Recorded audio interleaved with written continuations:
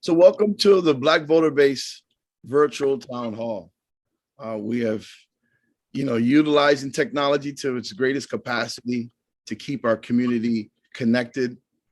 And this is a very special moment that we wanted to share with the public because the public needs to know that we have been very busy in working towards building effective means for communities to engage with their elected politicians and to be able to successfully meet the demands and the needs of the people. And it's very important for us to set a model for ourselves and for our neighboring communities to be able to effectively help elected officials lead. Without our asks, our demands, and our needs placed on paper, with a very strong accountability measures put in place, they're subject to not get done. You know, we all multitask, and we all know in our own lives as we multitask, many things don't get accomplished sometimes. And if there's one thing that we know our elected officials are multitaskers. They have to address the needs and the concerns, the wants of people all over their constituency. And we all know as multitaskers, the better organized you are, the better chance you have in making sure all of the things on your list get met. And so what our intentions are is to continue building upon this model on helping the great multitaskers of our community, the elected officials, effectively work alongside of us in real time to address real issues. I would like to welcome our guest of honor, the mayor of Brampton, Patrick Brown, to the town hall. We're truly honored, sir. Well, thank you so much. It's great to be with you. I'm looking forward to this town hall this morning. Amen. And I love everyone's casual. I had a question. I had the big decision to make when I seen Peter this morning, and I realized that he's going t-shirt today. Yep. I said, okay, we t-shirting, and then I can kind of calm it down a little bit. So I'm glad that I followed my gut, my instinct, and said, you know what, let it be an easy Sunday morning. And I just got the sweater on. So thank you, Mayor, for showing up appropriately dressed for this meeting, so that we all could just be comfortable and really set a great tone and a great vibe for the next few minutes for this town hall. And I say minutes because it's not going to be hours, that's for sure. So I just want to welcome all the calls. I do see some things happening in the chat. So let me just take one moment to see, to ensure mute everyone but the speaker. All right. Thank you so much for everyone's feedback. All right. So Brother Peter, he does have our agenda in place. So I'd just like to defer to him so he can walk us through our agenda so we don't skip any steps. Yes. So I just want to thank, first of all, again, everyone for showing up and being part of what truly is a historic agreement and understanding that we have with Patrick Brown when he was running for mayor. We're really appreciative of all the things that were put in place, but contextually, I think if we just quickly go through what it was, then we'll get a reference. And the Black Voter Base Agreement came about. Peter, my friend, we're going to do the opening. We're going to do the acknowledgement. Yeah, well, the introduction, the landmark recognition. You go first. But you set the tone, Brother Peter, that this is in fact an historical. You said it. I couldn't have said it any better, sir. This is an historical agreement, something that has inspired communities to learn more about these measures, and we are excited about being able to empower Bramptonians to be able to control their destiny and the narrative of their city. We wanted to let you all know that this meeting, in fact, will be two parts. One part is for the public, and the other part will just be time that Patrick Brown, his team, and the Black voter base will address some of our issues moving forward. So while you're here, we want you to know that you have an opportunity. If you have any questions, hopefully the mayor will be accessible and available to be able to meet those questions before we actually go into phase 2 of our meeting. So, Brother Peter, I think you have the yeah. I think we have to recognize and acknowledge that Indigenous people have inhabited the Brampton area for thousands of years, and that the city is situated on the traditional territory of the Huron-Wendat, the Haudenosaunee, and the Anishinaabe. Those were the native people who inhabited the land. The city was named after a town of Brampton in Cumberland, England. Brampton was incorporated in 1853. We have a long history. And as a town in 1873, and it became a city in 1974. We acknowledge all the people who went before and the Indigenous people who actually inhabited the land. And we are also very happy that we are here today carrying forward the mission of accomplishment based on the agreement that we had with Patrick Brown, which was based on further the United Nations Assembly Declaration of 2013, December 23rd. and the land all around the world, we also acknowledge has suffered trauma of having its natives stripped from her hands. Indigenous people were displaced, discarded, and killed from the lands of Africa, the Caribbean islands, South America, and right here in North America. People of love, faith, and culture face the most extreme hate, prejudice, and injustice the world has ever seen. Because of the global impact on the land and the people, the UN has declared from now until December 31st of 2024 as the International Decade of People of African Descent. The main objective of this decade is to promote respect, protection, and fulfillment of all human rights and fundamental freedoms of people of African descent, to strengthen nationally, regionally, and international action and cooperation in relation to the full enjoyment of economic, social, cultural, civic, and political rights by people of African descent, and that their full and equal participation in all aspects of society. So to all of our ancestors, whom we honor in deed, action, and love, we give thanks and pay tribute. We remember the past in order not to repeat the past, and we commit ourselves to leaving a legacy of righteousness, respect, and responsibility. Ashe.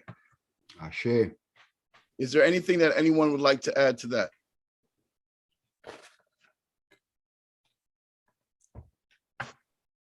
Ashe. Okay, well, I just want to thank the Black voter base, Dwight and Peter in particular, for convening this meeting. We've been working at this for over 3 years, and it's always good to be to look in an introspective manner at hindsight of where we made progress, where we have ongoing work. But I do want to, highlight the accomplishment of this level of engagement. I don't think the Afro-Caribbean community has been as engaged elsewhere in the country as we've seen in Brampton, directly focused on public policy change. And it's been a beautiful example of democracy working. We challenged the conventional thinking in Brampton. I think prior to my election, there wasn't a high level of focus or time or dialogue happening with the Black community in Brampton, despite the fact that the diaspora was one of the largest in the country. We have a huge Caribbean diaspora, a huge African community. And what we've done over the last 3 years is really work in tandem with the community. And I want to give credit to Frances Bradshaw, who is on this call, because she's really spearheaded it from the mayor's office perspective. The bureaucracy always likes to move a little bit slower than our hearts and minds like to, but we've been pushing it. And there was commitments we made, and Frances will go through the list. She's got a document that she wants to review with all of you. But when I look on a high level of some of our accomplishments, there wasn't a single member of the community in the mayor's office before. And we have 2 stalwarts in the mayor's office right now, in Frances and Candace, that are doing great work for the city. We made a pledge that we were going to create an Emancipation Park. That's done. Now we have events at Emancipation Park.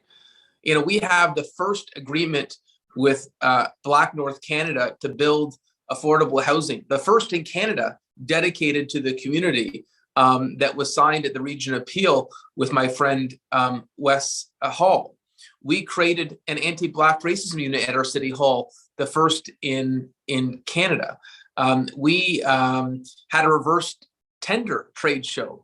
And this is before COVID. We can't do as many of these events in the pandemic. We had a reverse tender trade show that Frances really promoted in the community, where instead of it being a secret what government contracts were available, we had every department have to show what they would be bidding, and the community could come and learn of the type of government work that's available. So part of the challenge is knowing how to contribute. So it's been an exciting process. We have had a monthly Mayor's Black Advisory Committee that has really helped guide us on issues. And as much as we had the initial agreement, I would say that the issues come up. And what's been really helpful is to be in constant communication with the community, because issues come up and you think of new ideas or there's new challenges. We've had a number of challenges in the policing world that we thought created systemic racism, where we've really had to take on a national advocacy level. It was Mayor Crombie and myself that wrote an op-ed in the national papers around SIU reform, around more transparency in policing. We wrote a letter on behalf of the advisory committee wanting representation on the police services board. And those are issues that percolated during this term in council. And there was other new ideas that came up. Like, we thought of the fact that we have this large economic development department, but they're only looking at the US and Europe. How short-sighted. So we actually passed a motion to create an economic development unit within our economic development department focused on the Caribbean and Africa. I went to Nigeria before COVID. I went to Lagos and was blown away. I was there with Councillor Williams and Frances, blown away by the potential economic opportunity. The tech sector, Nollywood, booming.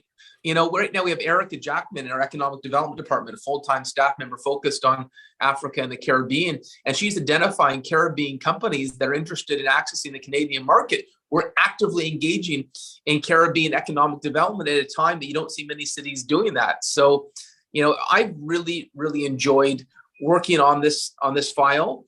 And I've met so many people in the community that are inspiring. One aspect of the agreement was that we were going to have Making Black History Awards. Every year, we recognize some of these inspiring individuals, and we actually do a street name every year in honor of people that have been helped us forge history in Brampton.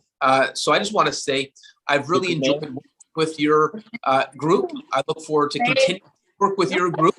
And you don't know the mayor of Brampton? For a democracy is engagement. The greatest weakness of a democracy is apathy.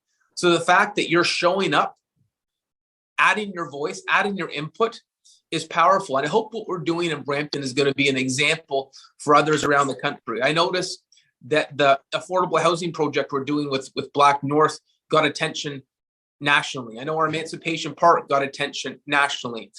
Other economic development departments are calling Brampton, asking about the fact we've got this new focus on the Caribbean and Africa. that's getting attention. I actually think what we're doing together is going to be an example for other communities in the country, other cities in the country to follow. So I hope you're involved in something special.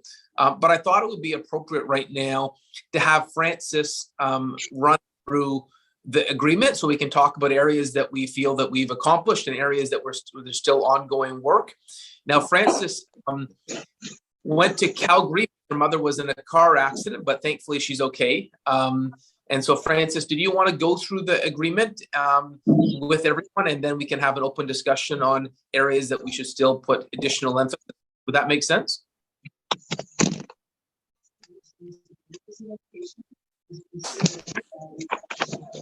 It's a little earlier. It's 2 hours earlier in Calgary, so we got to make sure Francis has had her coffee. Peter and DeWitt, does that work for you? Thumbs up. Okay, perfect. So now, we had a chance to... There's no way that we can show the screen of the document. Is there? Like, are we able to share a screen? I know you worked on a document that outlines each item. I don't have it up on my computer. Okay, well then why don't we just verbally go through it? Because Francis has actually put a lot of work into analyzing where we've have mission accomplished and where we still have work to do. And so given that Francis has put that effort in, why don't we go through that, and then we have a discussion on what we want to celebrate for achieving and what we want to put additional time into. Perfect. And I would say, I just want to add one point. Sometimes you come up with obstacles, like the provincial government 3 years ago canceled inclusionary zoning. Before, you can mandate to developers a segment of a development that had to be dedicated to affordable housing. So we weren't able to use a tool that was available to us before. They took it away from municipalities, but we managed through some financial incentives to work with the Region Appeal to do a partnership with Black North. But like, that was difficult because that tool had been taken away from the cities. But where there's a will, there's a way, and we found a way. There's always moving balls, right? If I could make a point, Mayor, this is why the Black voter base reach goes beyond municipal offices and responsibilities, so that we can have similar agreements with colleagues at other levels of government. So when the power shifts into the hands of, provincial or federal, we have working agreements and arrangements and relationships in those other areas of government to be able to keep that pressure on, because we have to have reach across all three levels of government in order to get these bold things accomplished. And I just want to make that point that we are broader than just relationships in the municipal level. Francis? And if I could just ask everyone to mute their phone if they're not speaking, please. So the agreement with the Black voter base, I'm not sure if you're able to pull it up, do it, and so that people are able to see the commitments. Our first one was that we wanted the mayor's office to reflect the community. So just ensuring the mayor's office staff reflects the cultural mosaic of the community. In the past, there had been no Black staff in mayor's offices in Brampton. And so with myself and Candace Carter as the office manager, that was our start.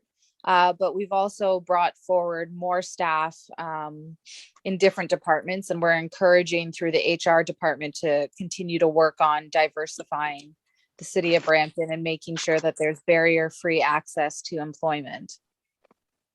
We have Gwen Chapman, who's in the office of the CAO and managing the anti-Black racism unit. Mikkel Marr, office of the CAO, and Monique Napier. So we see that that's going to identify anti-Black racism training for staff and identify opportunities for staff to develop and grow at the city of Brampton. So we've actually started an anti-Black racism unit in Brampton, and we've also had a staff community organization group that gives staff the opportunity to discuss issues and concerns and growth and development for themselves. We have the city reviewing our hiring practices, and we're also ensuring that there is an equity and anti-Black racism lens applies to these strategies. And so we've just had our anti-Black racism unit review different steps. So we have our HR director reviewing hiring policies and practices in partnership with the anti-Black racism unit. And we also hosted a Black Mayor's Advisory meeting with the HR unit. And following this, a motion to council is being brought forward to update HR practices to include race and demographic-based data to assess staffing members for racialized communities and to work to reflect the demographics of the community better. Article 4 we've completed. We have a council of elders that are included in the Mayor's Black Advisory. This includes groups like Elder Help Peel, United Achievers Seniors Club, and Roots Community Services. We are working to regularly engage community members to apply and participate on committees. We've also begun to direct communities to delegate to council on community and issues. So this is very important, having more engagement from community members directly at council on a variety of topics. We're looking to get more feedback from the community, from organizations such as Black Voter Base on resident polls, so that we can reflect the increase and interest of residents. Article 7 was also completed. We encourage the connection between the BIA and the Black Chamber of Commerce and look forward to their work. In addition, the African Canadian Business Network has been involved along with Victoria from the Women's Co-working Space. We are creating Black Business COVID Teletown Hall, which was to access opportunities and challenges for Black business owners in the face of COVID-19, and to identify opportunities for growth and additional support with the online business directory and communication and events. So that online business directory should be launching soon. Now we have a Mayor's Youth Council, which is co-founded by a Black community member, and that has been very, very instrumental in assessing what youth are saying and needing in the community. Article 10, we launched October 29th with a fireside chat with Mayor Brown and Councillor Williams. And Article 11, reviewing the grant opportunities through the new unit as part of the City of Brampton Anti-Racism Review. So making sure that grants are accessible to community members is very important. We're very, very happy that Article 12 was completed with the Emancipation Park. I know that's something that was really important to Peter and the community. So Article 13 was ongoing. We're following the Nigerian and African development meetings and tour. A review of local and international opportunities is taking place. That's, as the mayor mentioned, with Erica Henry Jackman. And she is our new African and Caribbean FDI staff member and has been added to pursue broader FDI opportunities which reflect the African and Caribbean diaspora. Article 14 is pending. Chief Nish and deputies attended a two-part teletown hall discussion on policing and the Black community experiences in Brampton. Public Safety Committee has 3 Black women, including the chair, and will continue to engage and welcome residents.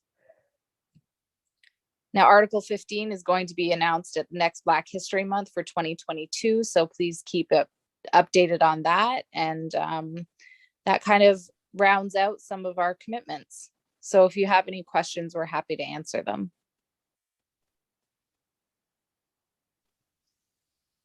Peter, would you like to say anything? Well, thank you very much, Francis. I think we have really indicated from the beginning what a truly historical agreement this thing was, and we thank Mayor Brown and his staff, Patrick. We thank you, sir, and we thank Francis, because she has been the backbone of a lot of these initiatives at the administrative level. I just want to have a quick note. I met Francis years ago at a meeting and was so impressed with her that I called her out after the meeting and spoke with her and asked her what she was doing. And I don't know whether she was new back to Toronto at the time, but it was at the Toronto Plaza Hotel. And everything has really just blossomed over this period.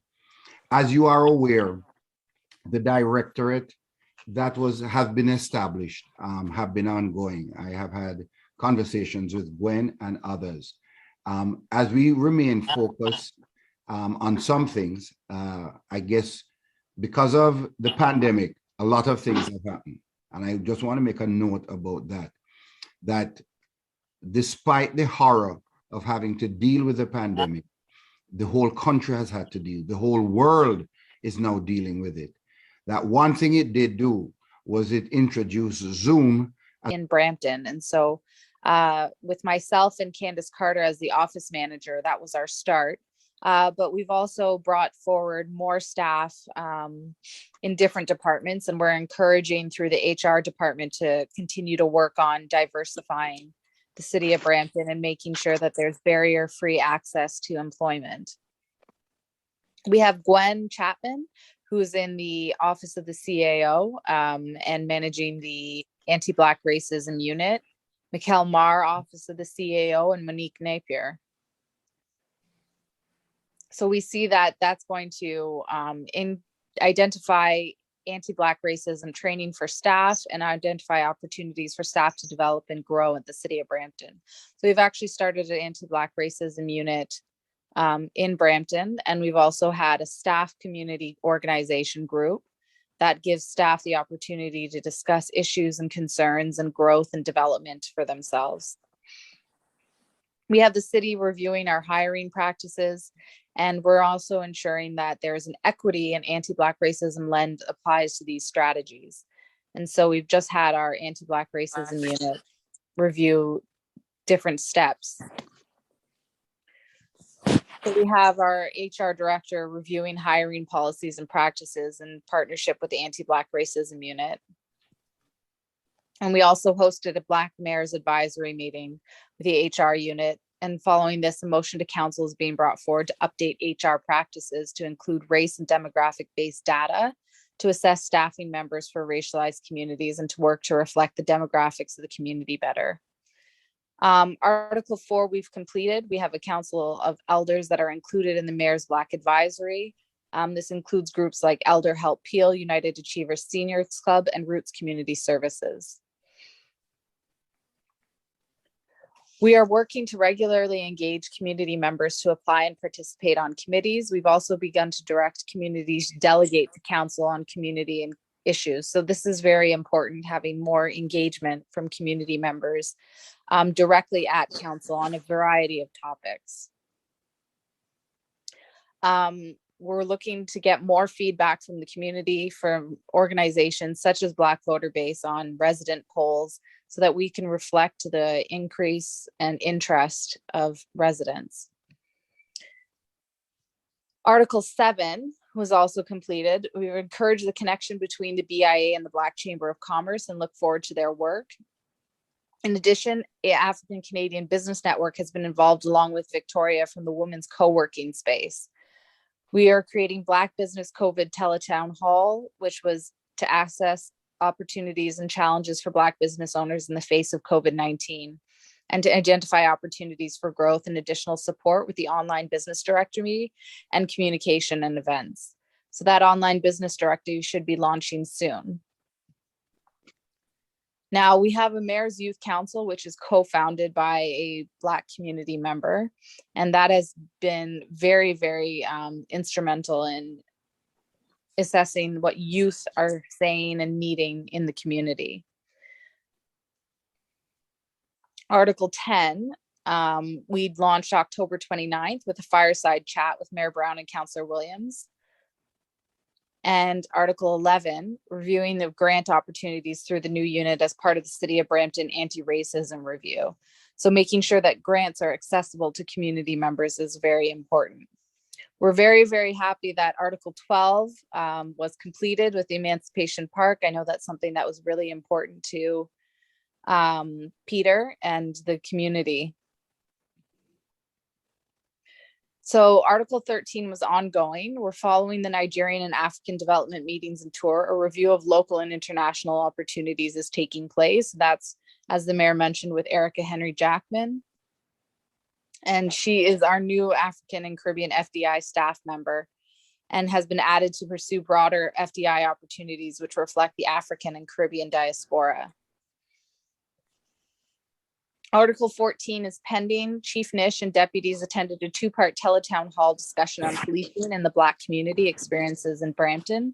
Public Safety Committee has 3 Black women, including the chair, and will continue to engage and welcome residents. Now, Article 15 is going to be announced at the next Black History Month for 2022, so please keep it updated on that. And that kind of rounds out some of our commitments. So if you have any questions, we're happy to answer them.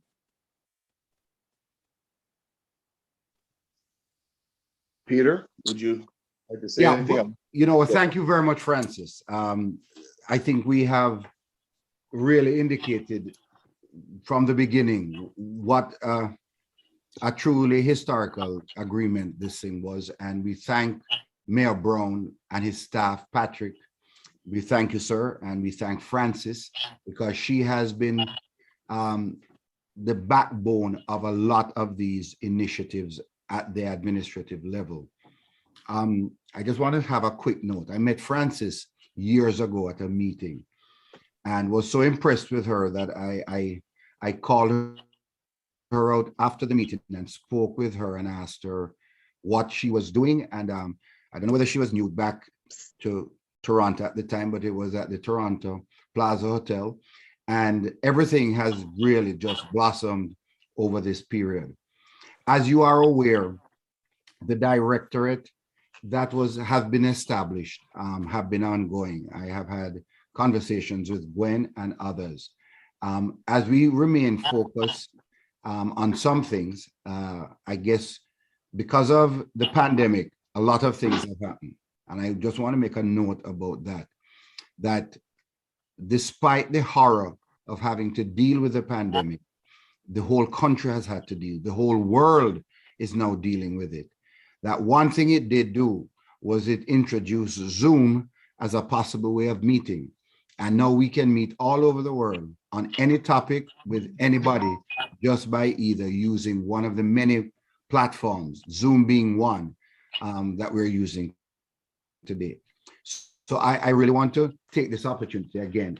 The council has a big job in front of it. It has a big job in front of it because on top of the pandemic, we're dealing with systemic racism issues, which have always been here, and they've been here for decades. So I would like to say that what I would like to see definitely for the next period is looking forward now. What is the development plans for Emancipation Park? And with an election coming up very soon, next year, how are we going to engage for the next step of the Black voter base, which will be looking at the re-election of Patrick Brown so that the work can continue. No administration has been able to accomplish anywhere in the world everything it wants to do in 4 years. No administration. I don't care what country, what system, 4 years is a relative historic short period of time. So we are really looking forward to that. And I know we're going to have more discussion. I'd like to also add my appreciation and thanks to Sister Francis. So glad to hear about your mother's recovery. She is definitely a star and very special member of Patrick Brown, elect Patrick Brown movement that we all had the honor of participating in. And the history of and the origin and the genesis story of the Black voter base has many routes, has many ways of identifying itself, origin points. But I will say this for a fact, that there was a need for an agenda to be put forth, a checklist to be put forth. And listen, to walk into a room as Peter and I did with the candidate Patrick Brown at the time, and to say we want 20% of your staff to look like us, to say we want 20% of housing units to be allocated for us. That wasn't easy. Okay, it's not easy. And that's the reason why it hasn't been done until now. All right, because it had to take, a fearless boldness to say, you know what, this is what we deserve. And because we are operating within the time frame of the International Decade of People of African Descent, and we are in the fourth quarter of that, it was vital that there are drastic changes to address racism and biases and prejudice that has made it very difficult for us to move forward as a Black diaspora. And by putting forth these agenda items and having the candidate to agree to them, and for him to win, that put us in a position, a very unique position. And so there were a lot of learning curves and growing pains as we went through this process. And as we were able to stay focused on the prize, stay focused on the purpose of our pursuit, which was to achieve equality and freedom and dignity for our people. And because everyone was on the same page and bought into the same dream and the same vision, we were able to get this far. And so to hear us go down the list of the things that we have done is very exciting. But now we are entering, as Peter mentioned, a new phase of uncharted territory, because never before have we had a candidate to elect who has a track record that we have walked along with him step by step to get done, right? Never before have we been able to look back on the record of achievements and to be able to say that this is an arrangement that works for us, and it makes all the sense in the world for the Black constituents of Brampton to ensure that Patrick Brown continues to be their mayor. And, there were some interesting times during the campaign where, some people in the community saw some activities and actions of Patrick Brown to be anti-racist and anti-Black racist, things like that. And we were able to intervene. We were able to intervene and say, listen, you know what? We work with the man. We know the spirit in the heart of the man. Right. We know the spirit in the heart of his administration. And he is committed to ensuring that we are able to achieve these things. Now, I will say this much. As every area that Sister Francis addressed has been completed, has now created space for a new agenda item. And this is where the community comes on board. We have proven how successful it is to lay down a list of agenda items and to be able to work with that administration to achieve them. So now it is time for us, as we look forward to the future, to be able to address the new areas of concerns of our people. And that is an opportunity and responsibility of those on the call. We're going to be conducting many meetings as we build up for the re-election campaign for Patrick Brown, to make sure that the voices of the people are heard, the needs and concerns are addressed, and that we are able to continue building on this incredible relationship that we have with the Patrick Brown administration. So that I want everyone on the call, and this is why we did the Eventbrite, so that we can get an idea on who's on this call, so that we can follow up with you. Many people who are on this call did not register through the Eventbrite. Therefore, we do not have your information. So if you would like to send me and I'm listed here as Black Voter Base. DeWitt, there's one thing I wanted to add too. Please. Is sometimes you get curveballs, and one curveball we found was the COVID-19 pandemic. But one success I want to highlight for the community is we heard stories in the U.S. about inequitable access to healthcare and vaccines and testing that created a disproportionate burden on the Afro-Caribbean community in the U.S. in some major cities compared to the general population. And so we brought this up early on. I know Francis and myself had a call with Dr. Lowe, and Gwen's been working on this as well. And we've been able to get public health throughout the pandemic to partner with Roots Community Services, where we had community-focused vaccine clinics, testing clinics. And I always ask this question on my update calls with Dr. Lowe, how the positivity rate and vaccination rate is in the African Caribbean community compared to the overall population. And almost for the entirety of the pandemic, we have been consistent with the percentages for the general population. And that's not happening everywhere. And so we've been really successful. I know it's sometimes a controversial topic to discuss COVID and vaccinations and testing, but we really made sure, and thanks to Roots Community Services, we made sure that that there was an equitable access to healthcare resources for the community. And I think that should be one of our things we can be proud of coming out of this pandemic, is that on a health access level, there was no unequitable access to healthcare. And the fact that we mirror the percentages for the general population shows that these collaborations with groups like Roots on vaccination testing have paid dividends. And I just thought I should reference that. You should, you should, and you definitely deserve recognition for addressing that, because that wasn't just an issue in the U.S. That was an issue across Canada. And getting vaccines.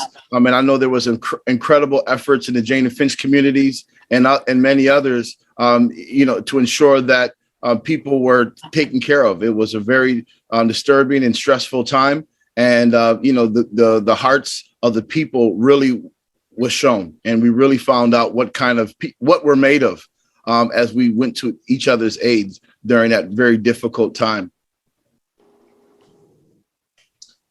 So we would like to open the floor. If anyone has any questions about the Black Voter Base Agreement, the Black Voter Base organization, or any of the things that Francis and Mayor Patrick Brown has shared. Yes. May I? Yes, of course. Thank you. Thank you, Brother Dewey. Continue to do the great things that you're doing. I want to share something. I sat together with Mayor Patrick Brown at the conference that we had for African Canadians all over Canada at the reference library. I sat next to him, shoulder to shoulder, in the front row, and we had a little chit chat, and I came off very impressed by his heart. And so I know this is a man who means well, and he needs support to do the good work that he has in his mind. And Brother Peter, I'm the guy you called me one night. You called me one night, probably around 11 or something, and I was about my business. And you told me what you wanted to do for the community. And I left what I had to do. I arrived around 11 o'clock. We met in this hotel. It was called the Plaza Hotel at that time. I don't know what's the name now, because I think they have some members. And we had this conversation. And I know you're serious and passionate about what you're doing. And Brother Dewey, I don't have to say anything about you, because we've been doing this thing for so long. Like, we've been soldiers on the front line for so long. So I'm very, very happy to hear what I'm hearing. I just want to add one more thing to it. We need to put out something about people with disabilities. We have a lot of people who are functionally, in a sense, like they function with disabilities. And we have people who cannot function without help. We need to think of all of them as the same, people with disabilities. So I want to see something happening within your organization to cover that situation. The other thing I want, you talk about the engagement with the Caribbean and Africa and other parts of this diaspora. I think that's really good, but we need to focus on something that's very, very, very, very urgent right now. Now, for years, and I know this is municipal, but we have our voices, and we should raise our voices wherever we can. Now, for years, Canada has been flying planes over Haiti year after year to go to to help people in places where help is needed, of course, but faraway places, right? And I commend Canada for doing those things. But why not Haiti? Why are you flying over Haiti every year and not doing anything for Haiti? And you're going to all other places in the world. You're bringing people to Canada, you're feeding them and stuff, which is what we need to do because Canada has the space. So right now we have a crisis that we are trying to work on. The crisis is that there are Haitians were deported from America and they're going through Colombia, the jungles of Colombia, one of the most dangerous places. You have kids there, infants, as a matter of fact. You have family and you have old people, sick people going through that thing. And I think right now we need to rally and help those people. I am having an action on Tuesday and I'm going to send you the details. We need to take action to call on the Canadian government to take care of those people as we have been doing correctly all the time. Brother Cecil, I will say this much. First of all, I echo the respect that I have for you. I mean, we have worked on many boards and many spaces, and your passion is second to none for our people, especially our youth. You made a critical contribution regarding those with you mentioned who have disabilities, and that is a very important measure. That moving forward, we want to make sure that things are accessible and that all of the needs of our constituents are addressed. That conversation that you mentioned something about dealing with the Haiti, and we will have more town halls coming. We have a date in November with the leader of the Green Party, who will be our next guest in the Black voter-based town hall meeting. So I hope that you continue to participate in these virtual engagements because we will make sure that you will have an audience to get those questions delivered to, and we will get those answers for you, my friend. Thank you. And Peter, if I could just add to that, that is a federal issue. But if you have any troubles getting a government member to attend a Zoom meeting with you, I'm happy to help facilitate that. They're about to have a cabinet shuffle on October 26th, so we'll know who's going to be taking on the positions in immigration and international aid very soon. And I would note, I've heard about this from my own city. Jean, who runs one of the most popular takeout barbecue spots in the city, RD's, he was telling me he's got loved ones in Haiti, and he said there's a real need for Canadian assistance right now, where we could help resettle some people facing significant adversity. Haiti's had the double whammy of natural disasters and COVID at the same time. And so I do think this is an issue that deserves federal attention. You don't see the same urgency to how we can help in Haiti that we're seeing in other areas facing adversity. So I think it's a great idea. And if we can help, we could write whoever the new international aid or immigration ministries are and say, please meet with this group. So if we can help facilitate that, we're happy to do so. Yeah. I would just like to add. I'd just like to add one particular issue that the region of Peel has to deal with, and it's a question of education. Now, I know when do it, and when we had meetings with you, Mr. Mayor, at the time, the issue of education came up, and you were attending a very big demonstration that happened. That we walked down, I drove behind, I was the marshal at the back, to Peel Board. I want us to think that in addition to the issue of Haiti, which I completely endorse what Cecil has said, Cecil Peters, the question of education is a sore and vexed point, and I know Peel Board has to be spoken to. I heard you speak at the demonstration, Patrick, Mr. Mayor, and I am glad you were there, because I think one of the things we have to look at in the next period also, in addition to re-election of the mayor, is secondly the issue of how systemic racism and curriculum change and transformation in the education system. I am wedded to this matter for two reasons. One, I went to a very great school and I went to a greater university. Our kids are being dumped. And if you look in Brampton at the correctional center now, that is the correctional center in Brampton, you will see that the McVitie Center, if you will see that there is a large overrepresentation of people of color there. And part of the reason, I think, is connected to the education process.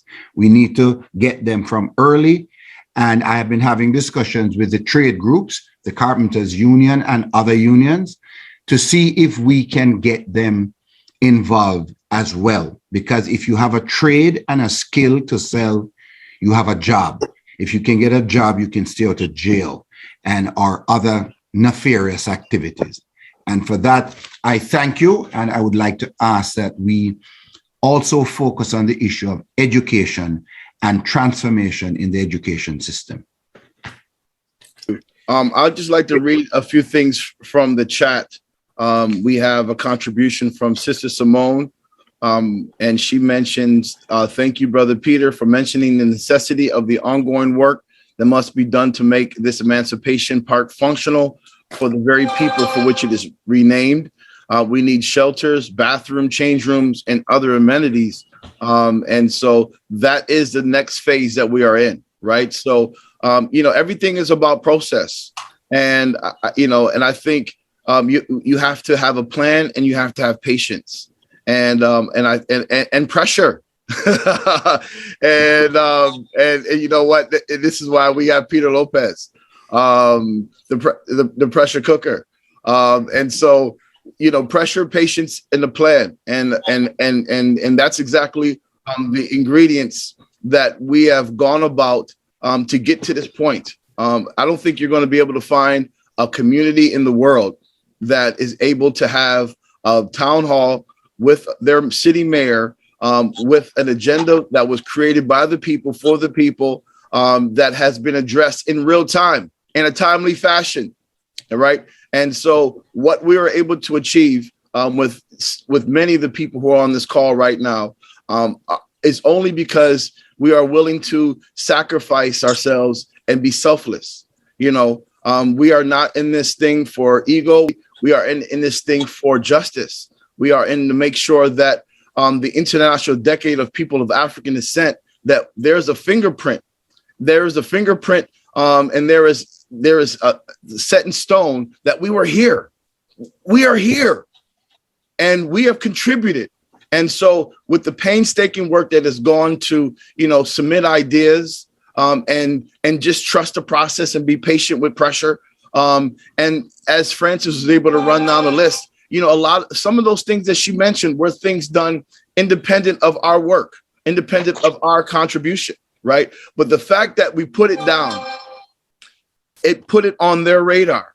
And look, we gave them full freedom to make it happen however it happens, as our ancestor Malcolm X says, by any means necessary.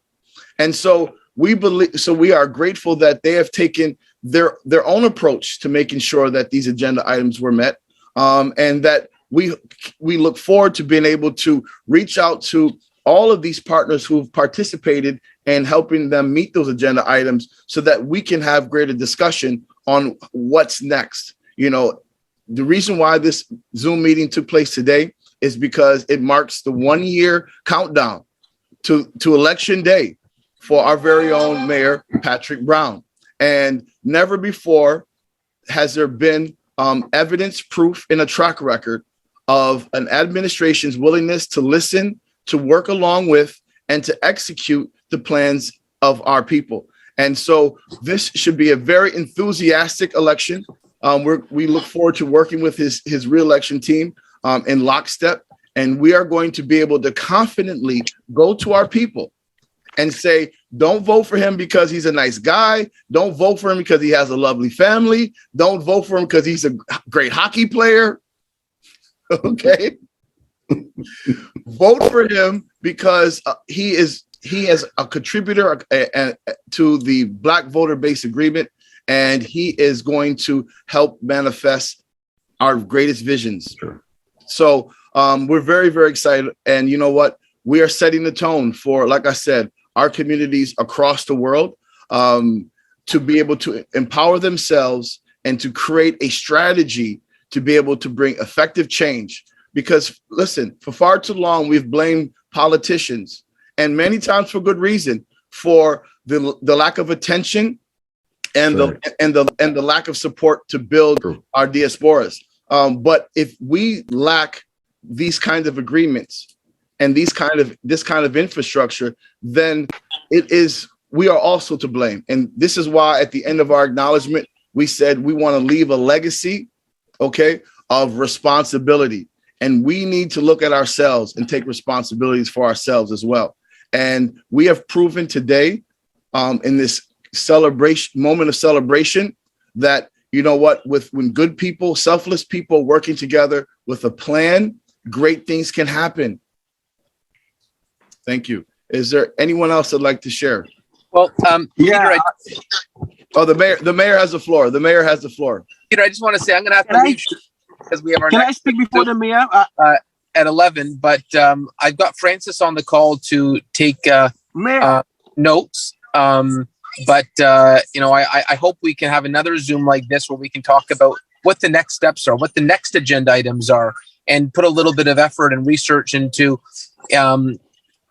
sort of planning them out. And so if the goal is going to be to address other issues, what are the tangible achievements we want to see in the next 4 years? And so would love for you to maybe do that research with the community and determine what are the municipal asks that we can work on together. So I just want to thank the mayor, and I want us to stop calling mayor, call him brother. He's our brother.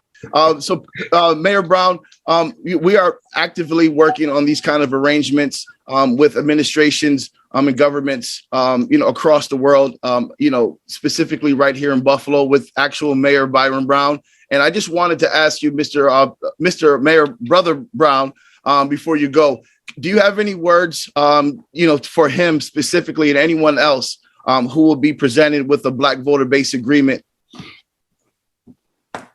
I would just add that it's a beautiful opportunity to enrich your democracy. An agreement like this can help show the community that democracy works, that apathy is not the route to public policy change, that showing commitments towards public policy issues can actually increase participation in the community. And so for me, it's a no-brainer. I would encourage any other mayor to give it their sincere consideration. Thank you very much. We appreciate you, and thank you, sir, supporting you in your re-election campaign. Thank you. That is it. That everyone, put your hands together really quickly for Brother Mayor Patrick Brown. That was big. That was big. We told you this was a historical moment. Peter and myself have been working behind the scenes. A lot of work has gone into this moment. But you know what? We are not satisfied, right? We are not content. We are not never complacent.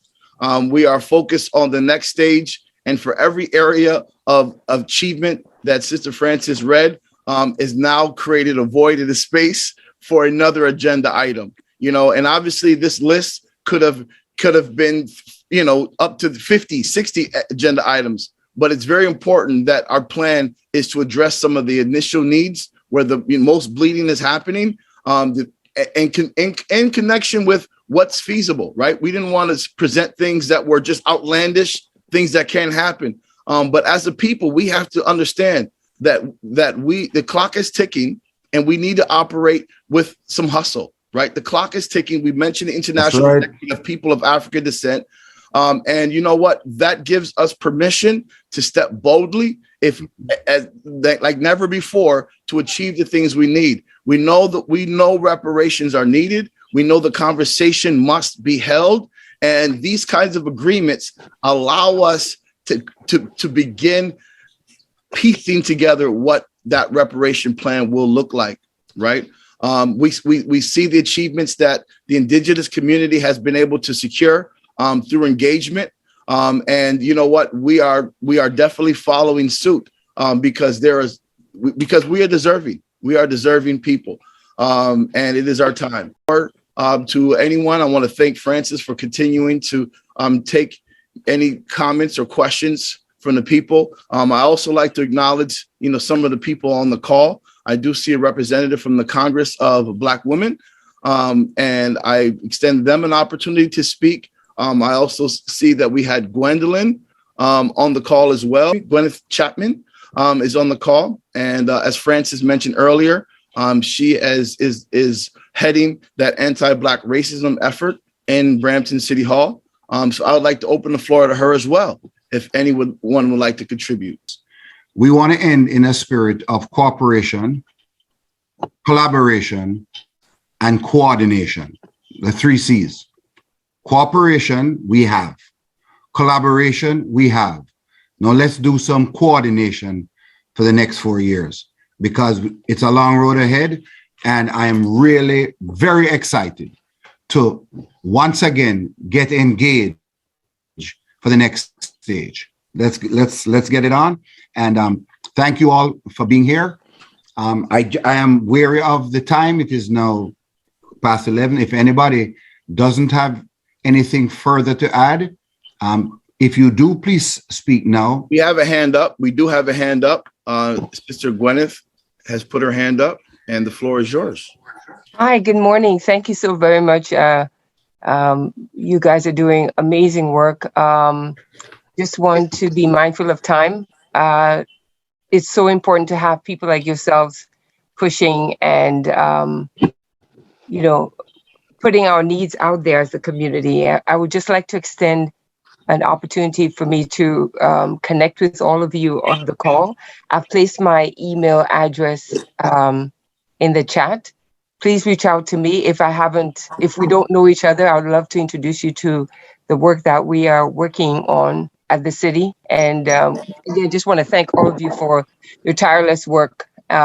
Appreciate your leadership. Thank you, Francis. And of course, our brother Brown, who is it, Peter? Or no,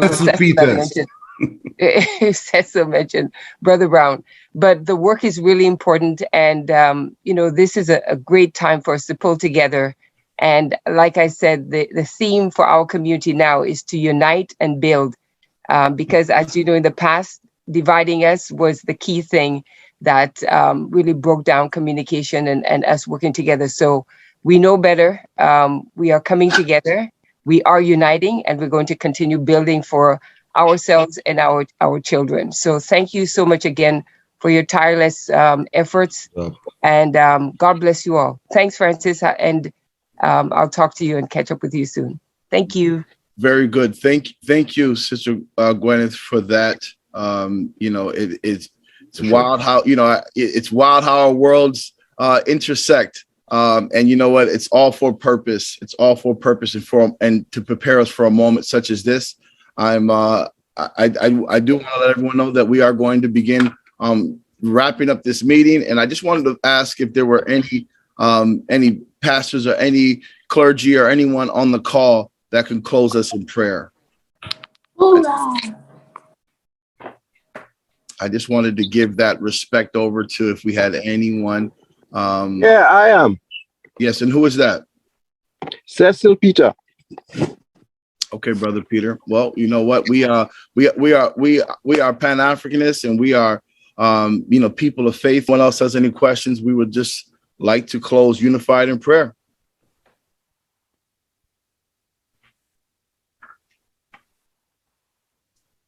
Brother Cecil? Yeah, so I just want to thank the Most High who has guided and protected our ancestors to carry on us to this day. And ask for the strength for us to carry on to do what we have to do for the good of everyone, every human being. That's my prayer. Ashe, may they cover our leader, Patrick Brown's family, and all of the people here on the call. We thank you all for your participation. Please post your email if you would like to get information on the Black voter base as we prepare for the next plan of equity and inclusion. There are still a lot of areas of work that needs to be done. Emancipation Park, there's a grand vision for it. And we want everyone to contribute. We want to cross the finish line together. And this is why we wanted to open these meetings that are normally consist of, the Black voter base and the Brown administration. We wanted to invite you all in to be part of this so that we can all cross the finish line together. So please post your information so that we can follow up with you. And we look forward to continuing bringing change to our communities together. Thank you.